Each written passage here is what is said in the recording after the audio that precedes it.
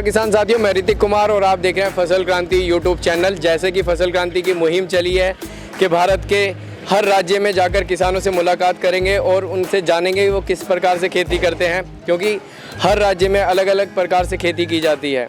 आज हम यहाँ पे पहुँचे हैं गुजरात के गाँव में और यहाँ पे जानेंगे किसानों से किस प्रकार से वो खेती कर रहे हैं और उनके सामने क्या क्या चैलेंज आते हैं। लेकिन हमारे साथ भी एक चैलेंज ये है कि हमारी लैंग्वेज है वो थोड़ी अलग है, गुजराती हमें नहीं आती। तो हमारे साथ हैं बिपिन, जो हमारे गुजरात का ऑफिस देखते हैं। इनको हमने अपने साथ रखा हुआ है, पिछले 3-4 साल से हमारे साथ जुड़े हुए हैं और सबसे ज़्यादा इनका कार्य यही रहा है कि ये हर गांव में जाते हैं और किसानों से मिलते हैं। तो आज हमारे साथ बिपिन भी रहेंगे और इनके साथ ही हम इंटरव्यू लेंगे। तो पहले जानते हैं, दादा आपका नाम क्या है? भिखा भाई। इनसे पूछो कि गांव में कितने साल से हैं? ये गांव में कितने साल से हो? करवासन्ना है। मैं तो ये गांव ना। को बगल वाले को पूछो गांव का है। आप लाइन तो आया है हमारा खेत में है। हां बोलो। मालमपुर ना। आपको हिंदी आती है या गुजरात से ही करवाएं? ना गुजराती हिंदी है यार, दोनों? हां गुजराती। दादा आप कितने साल से हैं यहाँ पे? बचपन? 70 अच्छा 70 साल। अच्छा, और कितने साल से खेती कर रहे हैं? ये 50 साल से खेती कर रहे हैं। 50 साल से हाँ। खेती कर रहे हैं। हाँ अच्छा, और यहाँ पे आपका खेत, ये आपका गांव है? हाँ। अच्छा, ये कितने लोग हैं इस गांव में? ये 1300 गाँव। 1300 बस्ती है। 1300। अच्छा अच्छा अच्छा। और आप किस तरीके की कौन सी खेती करते हैं सबसे ज़्यादा? कपास और ज्वार। कपास और ज्वार। हाँ। अच्छा।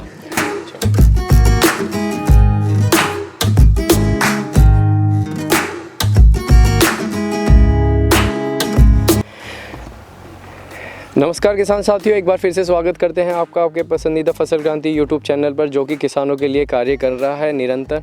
और आज हम गुजरात में पहुंचे हैं एक ऐसे किसान के पास जिन्होंने प्राकृतिक खेती से खुद ही नहीं और लोगों को भी जागरूक किया है और लोगों को प्राकृतिक खेती की तरफ आकर्षित किया है। तो आज हम इनसे जानेंगे किस तरीके से प्राकृतिक खेती की जाती है, कितने साल से यह काम कर रहे हैं और लोगों के अंदर जो भ्रम है कि ज़्यादा पेस्टिसाइड यूज़ करने से ही उपज ज़्यादा होती है। तो ये सारी चीज़ें आज हम जानेंगे इस वीडियो में। हमारे साथ जुड़े हुए हैं वासुदेव जी और अभी हम पहुँचे हैं वासुदेव जी के खेतों में और यहीं से ही जानेंगे। तो चलिए अब हम आपको लेके चलते हैं वासुदेव जी के खेतों में।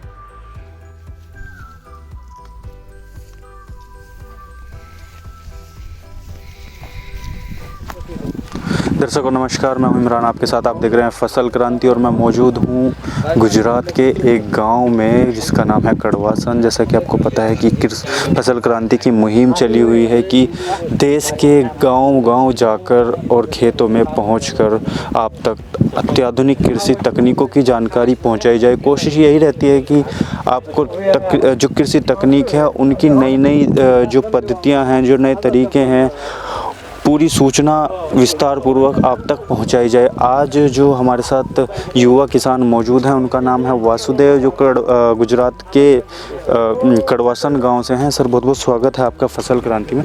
सबसे पहले जो बात आती है कि आजकल का जो युवा है, एक भ्रांति है कि खेती में आमदनी नहीं होती और पढ़ लिख के बाहर जाना चाहता है या फिर कह सकते हैं कि एक अच्छी नौकरी पाना चाहता है, लेकिन आपके साथ उसका अपोजिट हुआ है। तो सबसे पहले बात करेंगे आपकी शिक्षा के बारे में और आपके गांव के बारे में। कौन से गांव से आप बिलोंग करते हैं, थोड़ा सा हमारे दर्शकों को बताएं। जी, मैं गुजरात राज्य के अहमदाबाद ज़िले के कड़वासन गांव से हूं। और जो आपने बताया कि आज का युवा जो खेती छोड़ के नौकरी के पीछे दौड़ रहा है, तो ऐसी बात नहीं है। अभी कोरोना काल के बाद सब कुछ बदल गया है, क्योंकि कोरोना में आपने देखा था सारे बिजनेस बंद थे, सिर्फ एक किसानी ही शुरू थी। सारी फैक्ट्रियां बंद थी, सारी जगह आपने देखा हो तो सब जगह पर लॉकडाउन था और किसानी एक ऐसा बिजनेस है जो चल रहा था। तो अभी की जो सोच है कि हमें खाना खाए बिना नहीं चलेगा, एक दफ़ा फैक्ट्रियां बंद हो जाएगी तो चलेगा। तो आज का जो किसान है वो जो रासायनिक खेती करता था, तो अभी खाना सब रसायन वाला हो गया, न्यूट्रिशन वैल्यू बिना का हो गया। तो उसकी वजह से अब हमारे जैसे किसान को आगे आना पड़ेगा और प्राकृतिक खेती, सुभाष पालेकर कृषि ऐसा करके हमारी जो ज़मीनें हैं उसको बंजर होते हुए बचाना पड़ेगा। लोग आज जो कैंसर के शिकार हो रहे हैं, सबको आज कैंसर बढ़ता जा रहा है, डायबिटीज़ बढ़ती जा रही है, बीपी की प्रॉब्लम हो रही है। तो अब हमारे जैसे युवा किसानों को खेती की तरफ आना पड़ेगा और अपनी जो ये भारत की जनरेशन है उनका हेल्थ अच्छा हो, इसलिए कुछ काम करना पड़ेगा। वासुदेव जी, जैसा आपने बताया, जिक्र किया प्राकृतिक खेती का, तो चर्चा करेंगे इस पर भी। बहुत सारी चीज़ें हैं आपसे पूछने के लिए। उससे पहले मैं जानना चाहूँगा, जो आपके यहाँ का आसपास का जो क्षेत्र है भूमि का, वो किस तरीके का है? क्या मिट्टी का क्या कौन से तरीके की मिट्टी है यहाँ पे, और कितने एरिया में आप खेती करते हैं? जी, हमारा जो एरिया है यहाँ पूरी काली मिट्टी है और काली मिट्टी के अंदर हमारे यहाँ बारिश से खेती होती है। हमारे यहाँ पियत नहीं होता है, बाहर से कोई पानी नहीं देता है।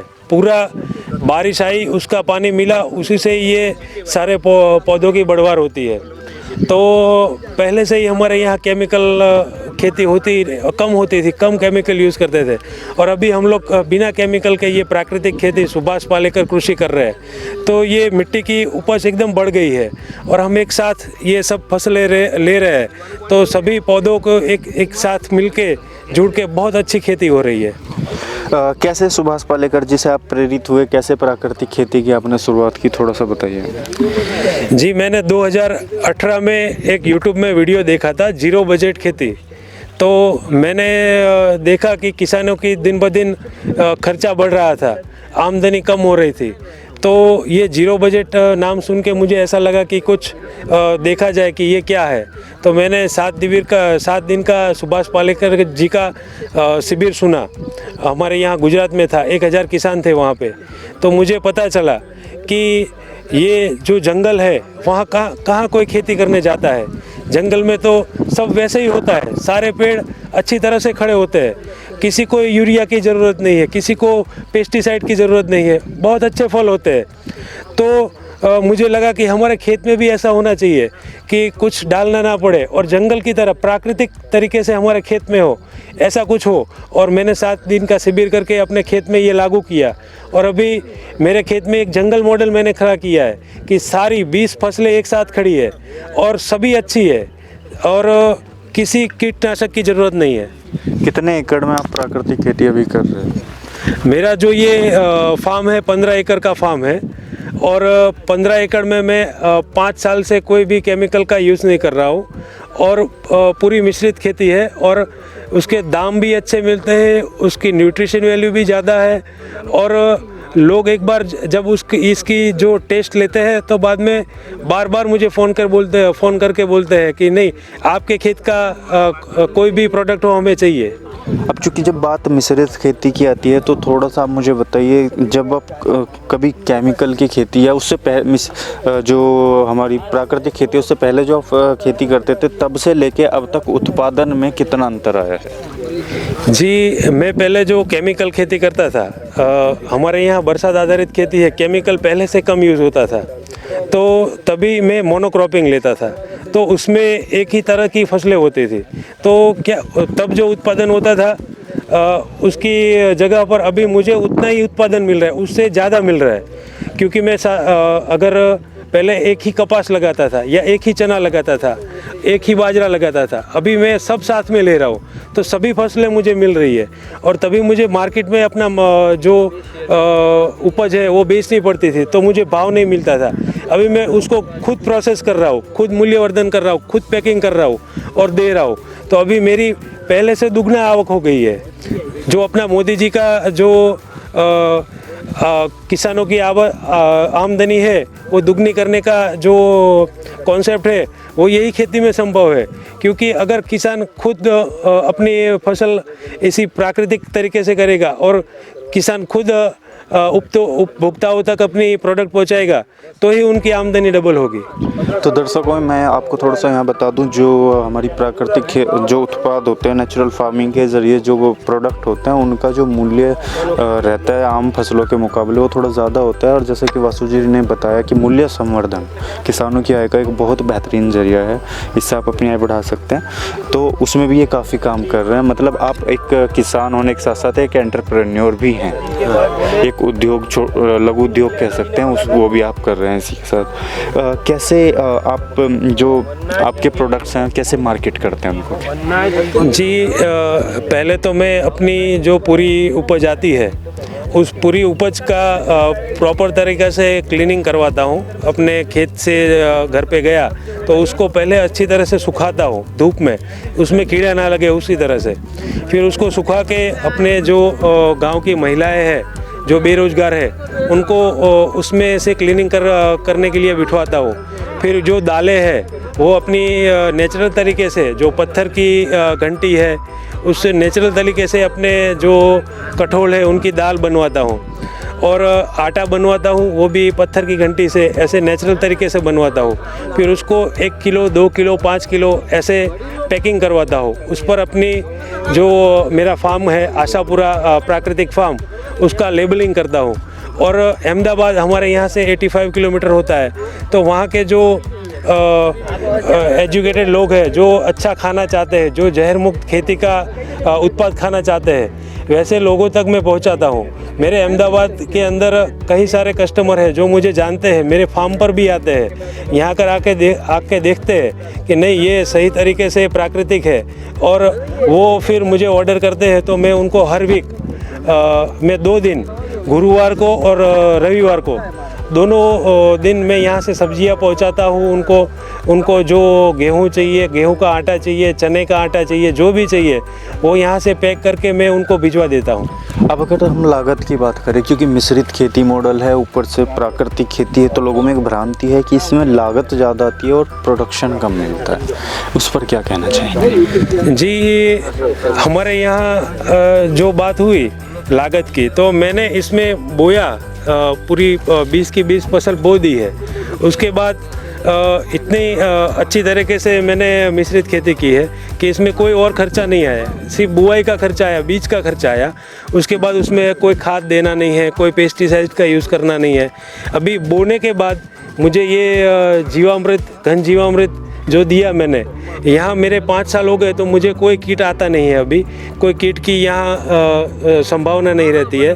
तो अभी बोना और सिर्फ तोड़ने के बाद पैकिंग करके ग्राहक तक पहुँचाना, और कोई खर्चा यहाँ पर लगता नहीं है। तो अक्सर जो भ्रांति रहती है कि जो फसल होती है वो प्राकृतिक खेती में कहीं ना कहीं अच्छी क्वालिटी नहीं होती है उसकी, या कोई मतलब कई बार कि कीटों का प्रकोप उस पर हो जाता है या डिसीज़ आ जाती है।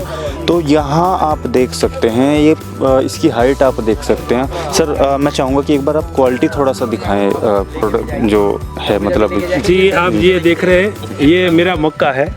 तो मक्का की स्वीटनेस इतनी है, इसका स्वाद इतना अच्छा आएगा कि आप एक बार चखेंगे तो आपको कहीं भी मक्का खाने की इच्छा नहीं होगी। इतना मेरा मक्का टेस्ट में बेस्ट आएगा। इसकी न्यूट्रिशन वैल्यू भी बाहर का जो मक्का खाएंगे उससे 10 गुना ज़्यादा मक्का होगी, क्योंकि देसी मक्का है। उसी तरह से ये जो अरहर है, ये हमारा मूंग है, ये सभी फसलों का स्वाद ही सबसे अलग पड़ता है। और जो ये कीट की बात हुई, तो कोई अगर कीट लगता है तो वो पौधे के लिए ही लगता है कि पौधा अगर ज़्यादा खुराक बना लेता है तो उसको उसकी खुराक कीट को बुलाता है सामने से, और कुछ कटिंग हो जाती है, उससे उपज बढ़ती है। हमारे यहाँ चने में ऊपर इल्लियाँ आती है तो ऊपर उसका कटिंग करती है तो उसकी उपज बढ़ जाती है। तो ये प्राकृतिक तरीके से ही सब कंट्रोल होता है, इसमें हमें कुछ करने की ज़रूरत नहीं है। अब चूँकि आप तो प्रेरित हो गए प्राकृतिक खेती के लिए सुभाष पालेकर जी से, लेकिन जैसा कि अब आप भी एक सफल किसान हैं, तो कहीं ना कहीं एक दायित्व तो आपके ऊपर भी आ जाता है कि जो आपके आसपास के किसान हैं उनको भी थोड़ा सा प्राकृतिक खेती के बारे में बताया जाए, उनको जागरूक किया जाए। तो क्या आप ऐसी कोई मुहिम चला रहे हैं, कुछ किसानों को प्रेरित कर रहे हैं? जी मैं हमारे अहमदाबाद जो ज़िला है वहाँ का पूरा ज़िला का प्राकृतिक खेती सुभाष पालेकर खेती है हमारा, जो सुभाष पालेकर कृषि का पूरा मुहिम चला रहा हूँ। और हमारे पूरे डिस्ट्रिक्ट के अंदर मैंने 500 से ज़्यादा किसान ऐसे हमारे यहाँ अहमदाबाद ज़िले में हैं जो इस तरह की कृषि कर रहे हैं, 2-2, 3-3 साल से कर रहे हैं। और सभी अपना प्रोडक्ट है वो सीधा किसान तक पहुँचे। हम एक फार्मर प्रोड्यूसर कंपनी भी सब मिलके बना रहे हैं, एफपीओ बना रहे हैं, जो हमारा सबका माल एक साथ प्रोसेसिंग हो और उसकी बिक्री अच्छी तरह से हो जाए। इसलिए हमारी ये कंपनी भी अभी अहमदाबाद ज़िले की स्टार्ट होने वाली है, फार्मर प्रोड्यूसर कंपनी।